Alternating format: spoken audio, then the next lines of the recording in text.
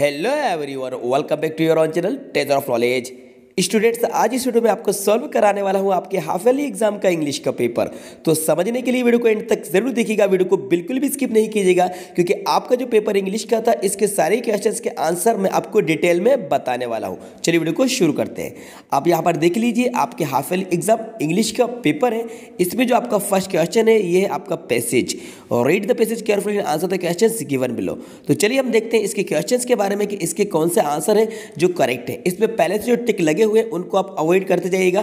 जो आंसर मैं आपको बता रहा हूं वो सही आंसर है, उनको आप एक बार मैच कर लीजिएगा।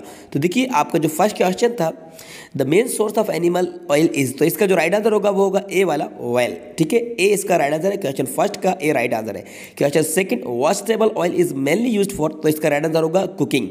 सेकंड का भी ए इसका राइट आंसर है, कुकिंग। आ जाते हैं हम क्वेश्चन नंबर थर्ड की तरफ। तो क्वेश्चन नंबर थर्ड है the black space of fish yields nourishing oil, तो इसका जो राइट आंसर होगा वो होगा लीवर। ठीक है, क्वेश्चन फोर, तो क्वेश्चन फोर का राइट आंसर होगा बी वाला, ये इसका राइट आंसर है। इसके बाद आ जाते हैं क्वेश्चन नंबर फिफ्थ की तरफ। तो क्वेश्चन नंबर जो फिफ्थ है इसका जो राइट आंसर होगा वो होगा आपका प्रोटेक्शन।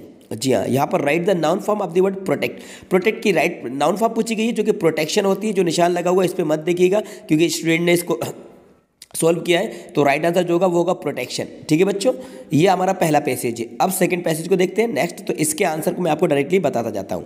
तो देखिए, इसका जो क्वेश्चन था, the fairy wanted to marry the shepherd because, तो इसका राइट आंसर होगा बी वाला। जी हाँ, he could play sweetly on his flute. क्यों होगा, यहाँ पर आप ऊपर आइए और ऊपर से आप इसको रीड करेंगे तो देखिए आपको यहाँ पर मिल जाएगा।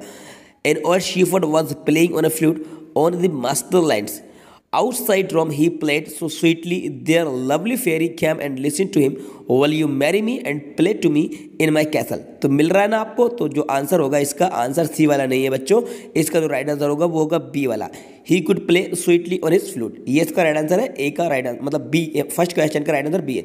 क्वेश्चन आपका सेकंड है। तो second, when the fairy put a ring on his finger the shepherd, तो इसका जो राइट आंसर है, तो देखिए मैं आपको राइट आंसर बता देता हूँ। तो मतलब क्वेश्चन आपका जो सेकंड है, तो क्वेश्चन सेकंड का आपका राइट आंसर होगा बच्चों, आपका इसका होगा राइट आंसर आपका डी वाला। जी हाँ, कौन सा राइट आंसर होगा, डी वाला। मैं आपको बता दे रहा हूँ, इसका राइट आंसर होगा आपका चेंज इनटू हैंडसम यूथ, ये हो जाएगा इसका राइट आंसर। मतलब कि डी वाला राइट आंसर है बच्चों, है ना, पहला वाला नहीं है, डी वाला राइट आंसर है। आप पैसेज में मैच करेंगे तो आपको मिल जाएगा।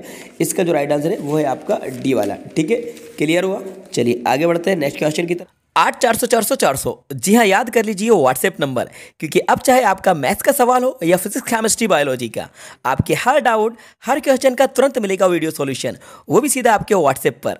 बस अपने फ़ोन में डाउट नट का 8 400 400 400 व्हाट्सएप नंबर सेव कर लीजिए और चैट ओपन कीजिए। फिर जो भी आपका डाउट है उस सवाल की आपको बस फोटो खींचनी है, उसे क्रॉप करना है और 5 सेकंड में आपको उसका वीडियो सॉल्यूशन मिल जाएगा। क्लास 6 से 12 IIT JEE NEET CBSE boards और सभी स्टेट बोर्ड्स के बच्चों के लिए। तो देर किस बात की, अभी जाइए और 8 400 400 400 पर अपना सवाल व्हाट्सएप कीजिए और अपने सभी डाउट्स को आउट कीजिए। लिंक डिस्क्रिप्शन में है की तरफ। तो आपका क्वेश्चन नंबर फोर्थ है, मतलब थर्ड है। तो थर्ड का जो क्वेश्चन है इसमें पूछा गया है the shepherd went to Rome in up, तो इसका जो राइट आंसर होगा कोच। ठीक है, ये वाला ए वाला नहीं है, इसका राइट आंसर है कोच, डी वाला राइट आंसर है। Fourth question, when the shepherd reach Rome he, तो देखिए आपका क्वेश्चन 4 है। तो 4 का मैं आपको राइट आंसर बता देता हूँ। 4 का आपका राइट आंसर होगा बच्चों सी वाला। जी हाँ, ये सी वाला राइट आंसर होगा, plan to marry the queen of Italy. ठीक है, सी राइट आंसर है। ठीक है, ए डी ये कुछ भी नहीं है, सी इसका राइट आंसर है। क्वेश्चन 4 का राइट आंसर सी है। क्वेश्चन फिफ्थ, तो क्वेश्चन फिफ्थ है। तो क्वेश्चन फिफ्थ को आप देखेंगे, इसमें पूछा जा रहा है the queen order the shepherd to be whisked out of the place because he, तो देखिए ये क्वेश्चन आपका फिफ्थ है। तो इसका राइट आंसर मैं आपको बता देता हूँ, ये होगा आपका ए वाला। ठीक है, टर्न ओल्ड एंड अगली, ये इसका राइट आंसर होगा। ठीक है, इसका ए इसका राइट आंसर है। ठीक है, तो ये मैंने पैसेज के आंसर आपको बता दिए। जो आंसर मैंने आपको बताया वो सही है। इनको अच्छे से आप अगर मैच करेंगे, आप देखेंगे तो आपको पता चलेगा कि जो आंसर मैंने आपको बताया वही सही है। ठीक है बच्चों, अब आ जाते हैं हम नीचे। Read the passage carefully and make notes. तो ये नोट्स बनाने के लिए आया था, तो नोट्स तो आप लोगों ने बना दिए होंगे, तो नोट्स में फिलहाल यहाँ पर आपको नहीं बताने वाला हूँ। हम आगे बढ़ते हैं। देखिए इसके बाद राइटिंग में आपका क्या आया था, इसको ज़रा देख लीजिए। आपकी एप्लीकेशन आई थी किस चीज़ की, फुल फी कंसेशन की, तो ईजिली आपसे बन गई होगी। कौन सी वाली है, यहाँ पर देख लें, application your father for full fee concession की। ठीक है, इसमें कंडीशन दी थी, your father has lost his job during corona pandemic. Corona pandemic में आपके फादर की जॉब खो गई है, नौकरी छूट गई है, तो उसमें आपको फुल फी कंसेशन की एप्लीकेशन लिखना थी। इसका समर वेकेशन के लिए आपका एक लेटर आया था, write a letter to your friend inviting him to spend summer vacation. तो ये आपसे बन गया होगा, इजी है, ये इनफॉर्मल है, ये फॉर्मल है, दोनों में से कोई एक आपने कर दिया होगा। इसके बाद ऐसे आए थे, तो ऐसे भी इजी थे, आपसे बन गए होंगे। इसके बाद ये भी आपसे बन गया होगा, there was a thirsty crow वाला। तो ये था एक क्वेश्चन जो मैंने आपको पहले भी बताया था कि इस टाइप से क्वेश्चन आपके आएंगे। इसके बाद हम सॉल्व करते हैं मेन ग्रामर। जी हाँ, ग्रामर को मैं स्पेशली आपको एक्सप्लेन कराने वाला हूँ, तो आप मैच कर लीजिए कि कितने आंसर आपने करेक्ट दिए ग्रामर के। देखिए पहला क्वेश्चन है work hard you will fail. तो देखिए इसका राइट आंसर होगा और। जी हाँ, और इसलिए होगा वर्क हार्ड अथवा या अन्यथा आप फेल हो जाएंगे। तो इसका जो राइट आंसर होगा वो होगा और। ठीक है बच्चों, मैं थोड़ा सा और इसको जूम कर देता हूँ। तो इसका राइट आंसर होगा आपका और, बट नहीं होगा और होगा। द गंगा इज, तो इसका राइट आंसर होगा ए वाला, सेक्रेड रिवर, ए इसका राइट आंसर है। Please spread butter on bread, तो इसका राइट आंसर होगा आ लिटिल। अ फ्यू और फ्यू नहीं आएगा क्योंकि इनका यूज़ किया जाता है प्लूरल काउंटेबल नाउन के बिफोर, और लिटिल आ लिटिल आ जाता है सिंगुलर अनकाउंटेबल नाउन के बिफोर। तो बटर है इसलिए आ लिटिल आ जाएगा, तो आ लिटिल इसका राइट आंसर है। क्वेश्चन आपका फोर्थ है ही हैज़ गिवन स्मोकिंग, तो इसका आ जाएगा up. He has given up smoking, मतलब होता है ना गिव अप, छोड़ देना किसी चीज़ को, तो ये परफेक्ट में है तो इसलिए गिवन अप हो जाएगा। He has given up right answer. We wear mask in crowded places, तो शुड यूज्ड आउट, तो इसका राइट आंसर हो जाएगा शुड। एडवाइस दी जा रही है ही ऑलवेज अदर्स, तो इसका राइट आंसर होगा जाएगा हेल्प्स, क्योंकि ही सिंगुलर सब्जेक्ट है, प्रेजेंट इंडेफिनिट का टेंस है, तो इसका राइट आंसर होगा हेल्प। ठीक है, जल्दी से स्क्रीनशॉट ले लीजिए अगर आप इसका स्क्रीनशॉट लेना चाहें तो। ओके बच्चों, अब देख लेते हैं हम डू इज डायरेक्टेड। तो डू इज डायरेक्टेड में पहला क्वेश्चन है आपका ही कट द ट्री। कट है मतलब कि ये V2 यूज हो रही है, पास्ट का है, चीज इंटेरोगेटिव, तो डिड से बन जाएगा ये डिड ही कट द, यहाँ पे लिख दे रहा हूँ मैं ना ट्री, और लास्ट में क्वेश्चन मार्क लगा देना, ये इसका राइट आंसर होगा क्योंकि कट में एस नहीं लगा इसलिए ये पास्ट का है, पास्ट इंडेफिनिट का, तो did he cut the tree. ठीक है, नेक्स्ट क्वेश्चन देखते हैं he teachers English change into passive voice, तो इसका बन जाएगा इंग्लिश, राइट कर दे रहा हूँ ना मैं आपको, English is taught, English is taught by he का हो जाएगा him, English is taught by him. ठीक है, ये इसका हो जाएगा answer. Next if you do not come on time don't the teacher will punish you.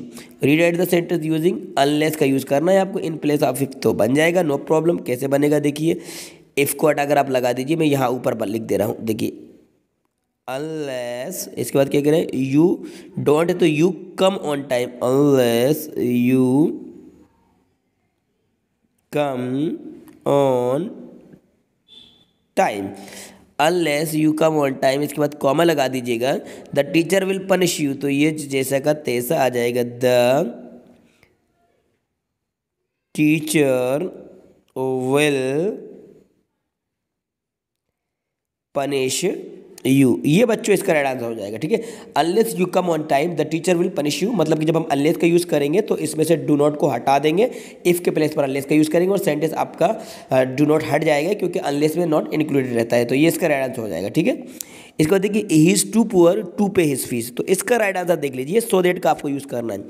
तो देखिए क्या बनेगा right answer, he is too को हटा के लिख दीजिए so poor, he is so poor that he cannot pay his fees, ये इसका राइट आंसर होगा। ठीक है, टू को हटाकर आप पहले सो लगा देंगे, इसके बाद हम क्या करेंगे दूसरे वाले टू को हटाकर दैट लगाएंगे और पहले सेंटेंस में सब्जेक्ट ही था तो ही के बाद हम कैन नॉट लगा देंगे, प्रेजेंट की बात थी इसलिए ही is so poor that he can not पे हिज फीस, ये इसका राइट आंसर होगा। ठीक है, इसके बाद देखिए यहाँ कह रहे हैं he teaches me science, past indefinite में चेंज करना है तो टीच की जगह पर पास्ट फॉर्म लिख दीजिए taught, TAUGHT taught, he taught me science, he taught me science, ये पास्ट इंडेफिनिट में बन जाएगा क्योंकि ही की पास्ट फॉर्म मतलब टीचर्स की पास्ट फॉर्म टॉथ होती है, तो ही टॉथ मी साइंस। ठीक है, question he is being help by Ankit, तो चेंज इनटू एक्टिव, अभी ये पैसिव है, एक्टिव में चेंज करना है, तो देखिए एक्टिव में चेंज करने के लिए पहले सब्जेक्ट बन जाएगा आपका अंकित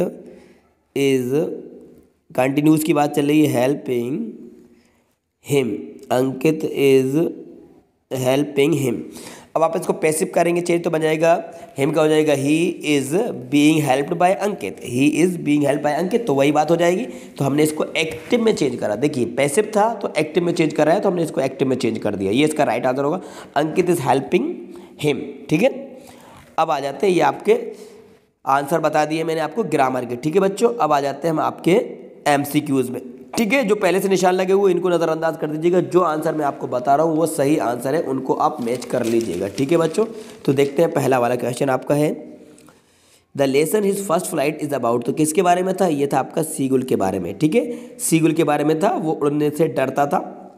इसकी स्टोरी आपने पढ़ी होगी, इस फर्स्ट फ्लाइट सीगुल के बारे में थे। Who is the poet of the poem Amanda? तो अमेंडा के पोएट कौन थे? ये वाला हो जाएगा रॉबिन क्लाइन। ठीक है, ये इसका राइट आंसर था। According to Nelson Mandela what is the greater wealth of the nation? तो इसका राइट आंसर होगा पीपल। ठीक है, ये इसका सी वाला राइट आंसर है। The story black aeroplane what was the name of the aeroplane? तो ये ओल्ड डिकोडा था ना, तो ये डिकोडा हो जाएगा सी वाला। ठीक है, ओल्ड डिकोडा प्लेन का नाम था, इसका सी राइट आंसर होगा। What did Anne Frank name her diary? तो एन ने अपनी डायरी का नाम क्या दिया था भाई? किटी दिया था, किटी। किटी इसका राइट आंसर हो जाएगा। इसके बाद 6 वाला है, तो इसका राइट आंसर हो जाएगा ऑल ऑफ दीज। ठीक है, ऑल ऑफ दीज ये इसका राइट आंसर हो जाएगा। ओके बच्चों, इसके बाद आ जाते हैं हम यहाँ पे पोएम में। तो पोएम में देखिए क्वेश्चन है आपका, from which poem the above lines? तो पोएम को आप रीड कर लीजिएगा। तो इसमें पूछा गया कौन से लिए गए? तो ये द बाल पोएम से लिए गया। ठीक है, द बाल पोएम, बॉल की बात चल रही है, द बाल पोएम, बॉल लॉस्ट हो जाती है बच्चे की। इसके बाद आपसे पूछा जा रहा है मेयरली का मीनिंग, तो आपको मेयरली का सिमिलर पूछा है, तो इसका हो जाएगा हैप्पीली। क्या होगा बच्चों? वी वर हैप्पीली, मेयरली मतलब होता है खुशी से, हैप्पीली इसका राइट आंसर होगा।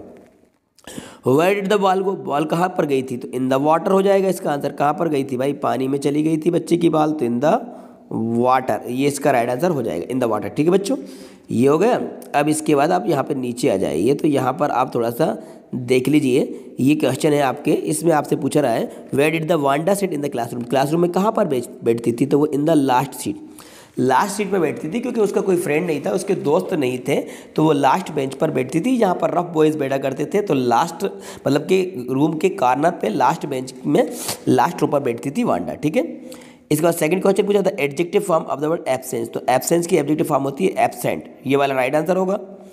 इसके बाद from which lesson has that been taken? कौन से लेसन से लिया गया? द 100 ड्रेसेस से लिया गया है। कौन से लिया गया है? The 100 dresses. ठीक है, ये हो गया।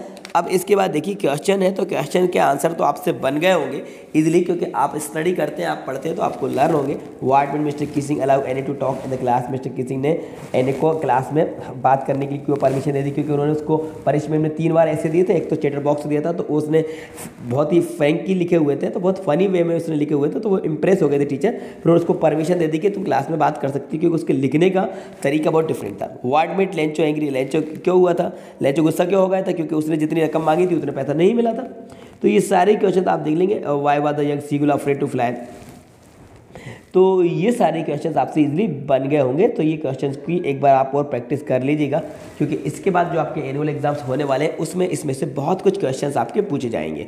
और ऐसे स्टूडेंट्स जिनका अभी हाफ ईयरली एग्जाम नए हुए हैं, वो भी इस पेपर को अगर सोल्व करेंगे तो आपके बहुत कुछ क्वेश्चंस इससे मैच खाएंगे, इससे रिलेटेड आपके क्वेश्चंस आएंगे। अगर आप गवर्नमेंट स्कूल के अलावा किसी प्राइवेट स्कूल के स्टूडेंट हैं और आपके पेपर अभी तक नहीं हुए हैं, तो अगर आप इसको सोल्व कर लेते हैं तो बहुत कुछ हेल्प मिलने वाली है आपको इस पेपर से, क्योंकि इसमें से बहुत कुछ क्वेश्चंस आपके एग्जाम में पूछे जा सकते हैं। जी हाँ, क्योंकि सभी इंपॉर्टेंट क्वेश्चन हैं, तो पेपर कोई भी सेट करे तो वो इंपॉर्टेंट क्वेश्चन तो देता ही है। तो इस टाइप से जो क्वेश्चंस दिए गए हैं सारे इंपॉर्टेंट हैं, और मैं आपको सजेस्ट करूंगा, आपको एडवाइस दूंगा कि आप एनुअल एग्जाम के लिए पूरे पेपर को सोल्व कर लें।